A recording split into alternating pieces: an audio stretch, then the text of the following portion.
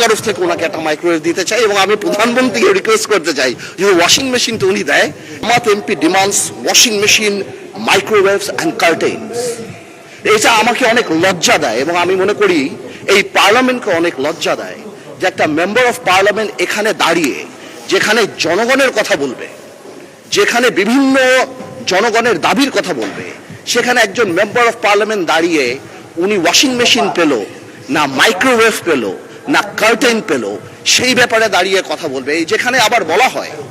যে আমরা গাড়ি নিব না, আমরা প্লট নিব না এই ব্যাপারে, তাহলে আমার কাছে মনে হয় মাননীয় স্পিকার যে আসলেই যদি গাড়ি আর প্লট যখন ওনারা বাদ দিল, তখন ওনাদের বুকের উপরে কত বড় পাথর চাপা দিয়ে বাদ দিতে হলো যে মাইক্রোওয়েভ আর ওয়াশিং মেশিনের জন্য এই পার্লামেন্টে দাঁড়িয়ে কথা বলতে হচ্ছে। মাননীয় স্পিকার,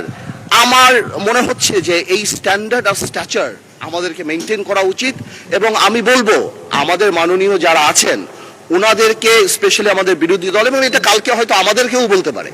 আমি জেনারেলি এটা বলছি যে উই মাস্ট, আমি শেষ করছি এতটুকু যে আমি খুব সিরিয়াসলি বলছি। তারপরে যদি আমার ভাই যেহেতু কমেন্ট করেছেন উনি চান আমি ওনাকে এম্বারাস না করে আগামীতে যদি ওনার পর্দার মাইক্রোওয়েভ লাগে, আমি আমার তরফ থেকে ওনাকে একটা মাইক্রোওয়েভ দিতে চাই এবং আমি প্রধানমন্ত্রীকে রিকোয়েস্ট করতে চাই যে ওয়াশিং মেশিনটা উনি দেয় এবং হোম মিনিস্টার থাকলে আমি বলতাম যে উনি পর্দাটা যদি কিনে দিয়ে ওনার সংসারটা আমরা গোছায় দিতে পারতাম, তারপরে যদি আমার পার্লামেন্টকে উনি এম্বারাস না করতো। আপনাকে ধন্যবাদ স্পিকার।